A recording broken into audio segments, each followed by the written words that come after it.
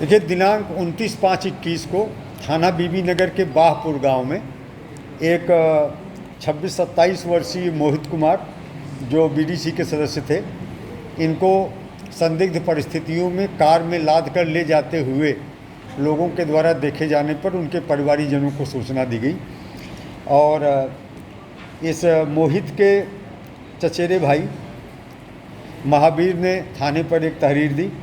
7 लोगों को नामित करते हुए अपहरण का मुकदमा लिखाया। इसके बाद पुलिस की टीम सक्रिय हुई। एसपी सिटी साहब के नेतृत्व में, सीओ के बिल्कुल करीबी नेतृत्व में और हमारी स्वाट टीम ने इसमें बहुत ही परिश्रम के साथ प्रयास शुरू किए। इसमें कुछ अभियुक्त उसी समय गिरफ्तार करके जेल भेज दिए गए थे जो साजिश में सम्मिलित थे और कुछ अभिसूचना के आधार पर अभियुक्त के पत्नी और उसकी मां ये असलहों को छुपाने के प्रयास में उस अभिसूचना के आधार पर गिरफ्तार कर जेल भेजे गए थे और सौभाग्य से घटना स्थल पर 2 सीसीटीवी कैमरे लगे हुए थे और उनके विश्लेषण से पूरी कहानी स्पष्ट हुई।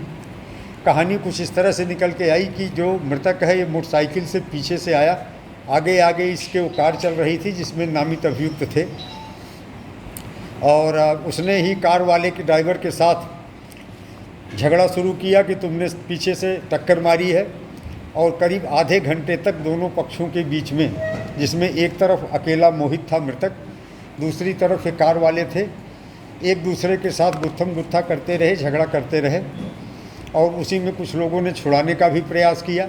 लगभग आधे घंटे की गुत्थम गुत्थी के बाद इसमें अभियुक्त जो फौजी है इसके पास एक गैर लाइसेंसी पिस्टल थी।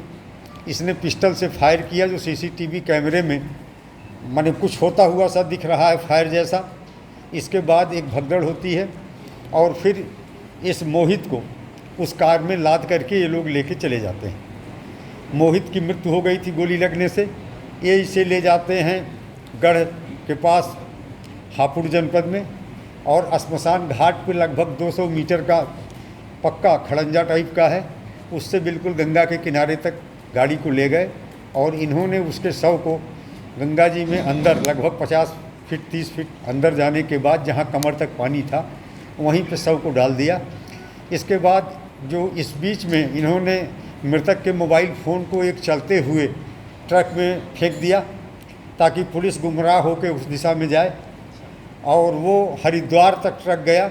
हमारी टीमें उस मोबाइल के आधार पर हरिद्वार तक गई और संभवतः स्विच ऑफ हो जाने के कारण या बैटरी डिस्चार्ज हो जाने के कारण जो मृतक का मोबाइल बंद हुआ तो उस सेलाइडी के आगे हम लोग पहुंच नहीं पाए। फिर अनवरत प्रयास किया जाता रहा। अभियुक्त गण लगातार भागते रहे बिजनौर से लेकर के मेरठ तक और फिर मेरठ के बाद ये इटावा पहुँचे। फौजी का कोई दोस्त था, उसकी किसी रिश्तेदारी में रुके। इटावा से फिर 2-3 दिन तक इन्होंने जो है भिंड जनपद में एक दूसरे 7 सहकर्मी जो सेना का था उसके यहाँ शरण ली। फिर वहाँ से भाग करके ग्वालियर आए, ग्वालियर से आगरा होते हुए दिल्ली पहुँचे। फिर अभिसूचना के आधार पर हमारी टीम ने इसमें से ये 3 लोगों को गिरफ्तार किया है आज, जिन्हें पेश किया जा रहा है। ये तीनों घटना में सक्रिय रूप से सम्मिलित रहे हैं। इनमें एक मुख्य अभियुक्त सौरभ है, दूसरा निरंजन उर्फ पप्पू है, तीसरा अजय गोटी जो सौरभ का नौकर है। और हमारे पास इन सब के वीडियो भी हैं जिसमें घटना कारित करने के बाद उत्सव को गाड़ी में लादते हुए ले जाना और घटना के समय मौके पे झगड़ना। तो इस प्रकार से इस पूरे अभियोग का अनावरण हो गया है। अनावरण से एक चीज़ निकल के आई है कि इस हत्याकांड का चुनाव से कोई संबंध नहीं था, न तो इनके बीच में आपस में कोई चुनावी रंजिश थी और न ही किसी प्रकार की प्रतिद्वंदिता थी। इसमें एक उल्लेखनीय बात ये निकल के आई कि मृतक मोहित 2016 में हत्या के एक मामले में जो गांव में हुई थी जेल गया था।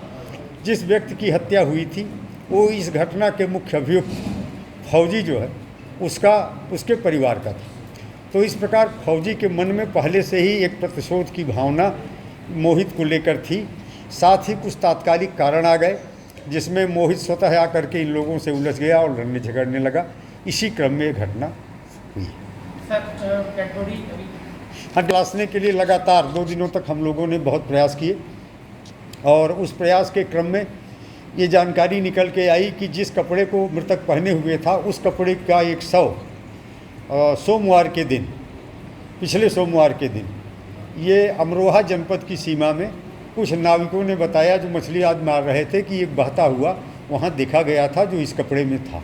इसके साथ ही जो घटना में प्रयुक्त गाड़ी है उसमें खून के पूरे धब्बे मिले हैं जहाँ मृतक के शव को रख करके ले जाया गया था। वो एविडेंस के रूप में हम लोगों ने कलेक्ट कर लिया है और अभी भी हमारे स्तर पर, चूँकि गंगा में उस समय पानी का बहाव तेज़ हो गया था, तो नहरों में भी जो गंगा जी से नहरें निकलती हैं और वहाँ पर भी तलाश का प्रयास किया जा रहा है।